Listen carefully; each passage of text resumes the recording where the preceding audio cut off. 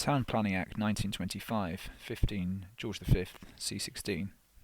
Section 2, subsection 2. A town planning scheme prepared or adopted by a local authority shall not have effect unless it is approved by order of the Minister of Health, and the Minister may refuse to approve any scheme except with such modifications and subject to such conditions as he thinks fit to impose. 3. A town planning scheme, when approved by the Minister, shall have effect as if it were enacted in this Act. Section 5, subsection 1. The Minister may prescribe a set of general provisions or separate sets of general provisions adapted for areas of any special character for carrying out the general objects of town planning schemes, and in particular for dealing with the matters set out in the first schedule to this Act, and the general provisions or set of general provisions appropriate to the area for which a town planning scheme is made shall take effect as part of every scheme, except so far as provision is made by the scheme as approved by the Minister for the variation or exclusion of any of those provisions.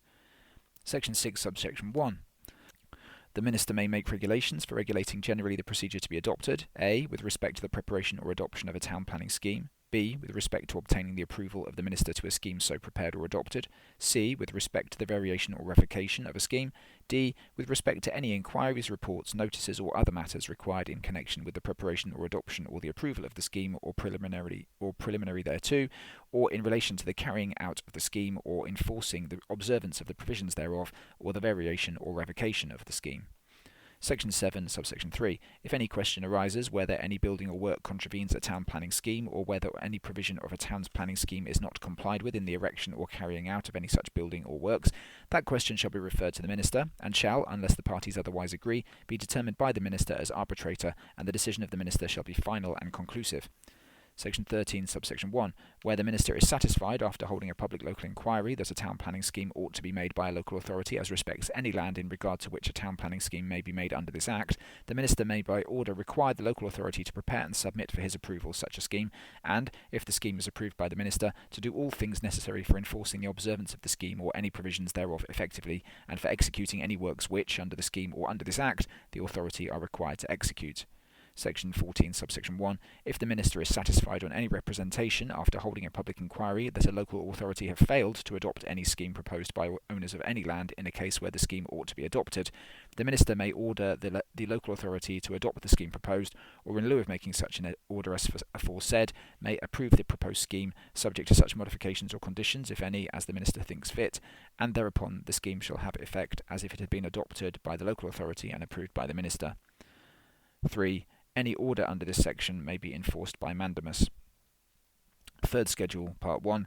Provisions as to the compulsory acquisition of land. 1. Where a local authority propose to purchase land compulsorily, the local authority may submit to the Minister an order putting in force as respects the land specified in the order the provisions of the Lands Clauses Acts with respect to the purchase and taking of land otherwise than by agreement.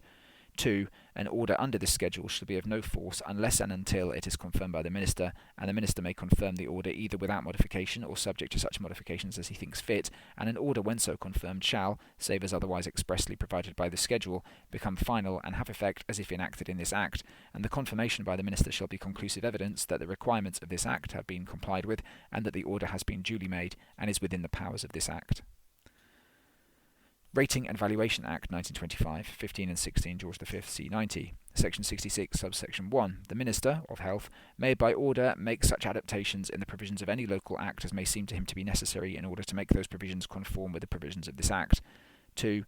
Every order under this section shall be laid before both Houses of Parliament forthwith, and if an address is presented to His Majesty by either House of Parliament within the next subsequent 28 days on which that House has sat after any such order is laid before it, praying that the order may be annulled, it shall thenceforth be void, but without prejudice to the validity of anything previously done thereunder or the making of a new order. Section 67, subsection 1. If any difficulty arises in connection with the application of this Act to any exceptional area, or the preparation of the first valuation list for any area, or otherwise in bringing into operation any of the provisions of this Act, the Minister may by order remove the difficulty or constitute any assessment committee, or declare any assessment committee to be duly constituted, or make any appointment or do any other thing which appears to him necessary or expedient for securing the due preparation of the list or for bringing the said provisions into operation, and any such order may modify the provisions of this Act so far as may appear to the Minister necessary or expedient for carrying the order into effect, provided that the Minister shall not exercise the powers conferred by this section after the 31st day of March 1929. Subsection 2. Every order made under this section shall be laid before both Houses of Parliament forthwith, and if an address is presented to His Majesty by either House of Parliament within the next subsequent 28 days on which that House has sat, after any such order is laid before it, praying that the order may be annulled, it shall thenceforth be void, but without prejudice to the validity of anything previously done thereunder or the making of a new order. Fertilisers and Feeding Stuffs Act 1926, 16 and 17 George V, C45, Section 23, subsection 1. The Minister of Agriculture and Fisheries and the Board of Agriculture for Scotland jointly may, after consultation with the advisory committee to be constituted under this section, make regulations for prescribing anything which under this Act is required or authorised to be prescribed, and generally for carrying this Act into operation, and in particular such regulations may provide a. For varying any of the schedules to this Act, b. For prescribing the manner in which articles required to be marked under this Act are to be marked and the nature of such marks, c. For prescribing the limits of variation for the purposes of this Act, d. For prescribing the manner in which samples are to be taken and dealt with in cases where under this Act they are taken in the prescribed manner, e. As to the method in which analyses for determining the percentages of particular substances are to be made, f. As to the qualifications to be possessed by agricultural analysts and deputy agriculture analysts, and as to the form of certificates of analysis given by them. And where any schedule is varied by regulations so made, this Act shall have effect as if the schedule as so varied was substituted for the schedule contained in this Act. 2. For the purpose of assisting and advising them with respect to the making of regulations under this Act, the Minister and Board shall, after consultation with such associations as appear to them to represent the interests concerned, jointly appoint an advisory committee. 3. All regulations made under this section shall be laid before Parliament as soon as may be after they are made, and if either House of Parliament, within the next subsequent 21 days on which that House has sat, next after the regulations are laid before them, present an address to His Majesty praying that the regulations or any part of them may be annulled, they shall thenceforth be void, but without prejudice to the validity of anything previously done thereunder or to the making of new regulations. Note: the schedules to the Act deal with the articles to which the provisions of the Act are applicable, ingredients and feeding stuffs, the presence of which must be declared, definitions implied on the sale of articles under certain names, and deleterious ingredients in feeding stuffs. Sale of Food (weights and measures) Act 1926, 16 and 17 George V, C63, Section 9, subsection 1. The Board of Trade, after consultation with the Minister of Agriculture and Fisheries and such interests as appear to them to be concerned, may make regulations for the purpose a. Of making additions to or removal from or otherwise varying the list of articles set forth in the first schedule to this Act, b.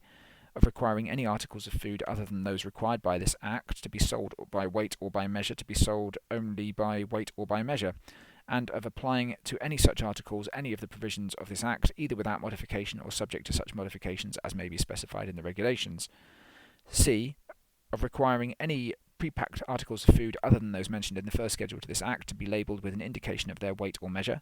D. Of prescribing the manner in which indications of weight or measure are to be marked on pre-packed articles required by or under this Act to be marked with such indications, and the manner of resealing wrappers and containers broken open under this Act.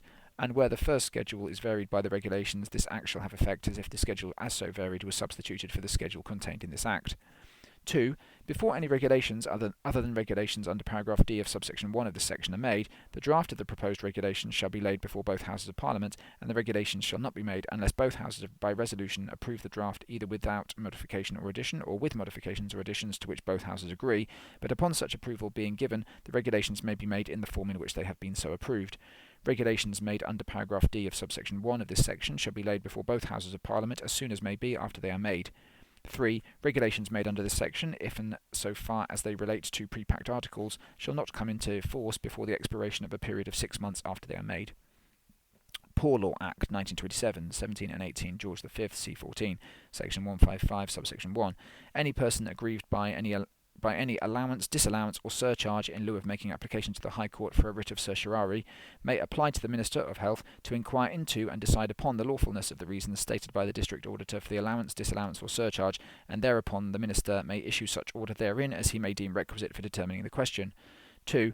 Where an appeal is made to the Minister against any allowance, disallowance, or surcharge, the Minister may decide the appeal according to the merits of the case, and if he finds that any disallowance or surcharge is or has been lawfully made, but that the subject matter thereof was incurred under such circumstances as to make it fair and equitable that the disallowance or surcharge should be remitted, he may direct it to be remitted upon payment of the costs, if any, which may have been incurred by the District Auditor or other competent authority in enforcing the disallowance or surcharge.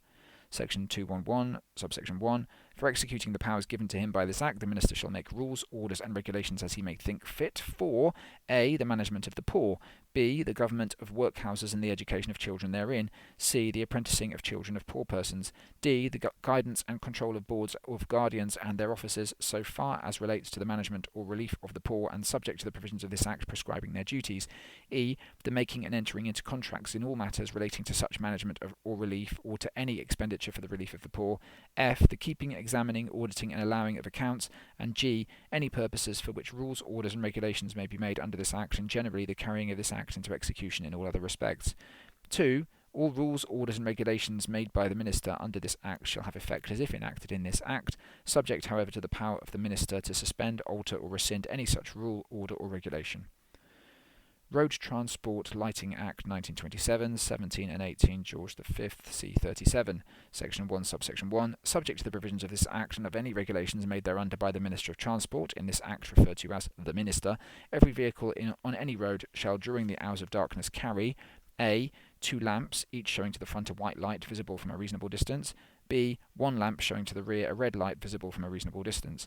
And every such lamp shall, while the vehicle is on any road during such hours as aforesaid, be kept properly trimmed, lighted, and in efficient condition, and shall be attached to the vehicle in such position and manner as the Minister may by regulations prescribe.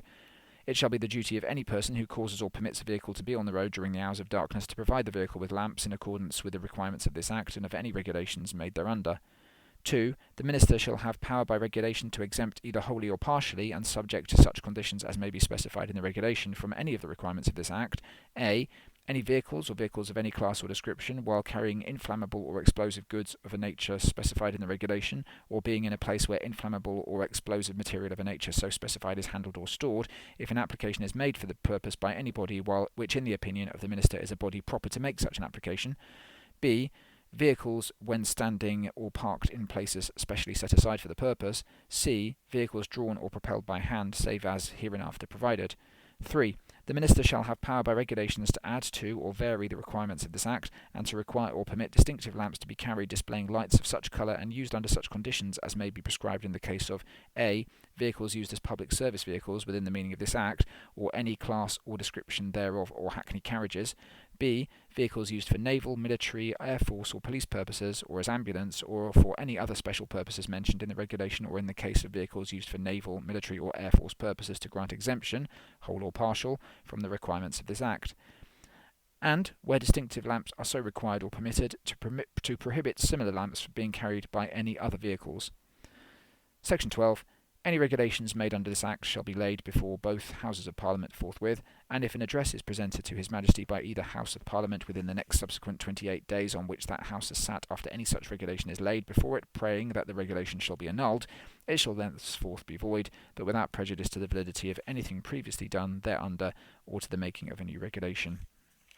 End of chapter 10. End of the book.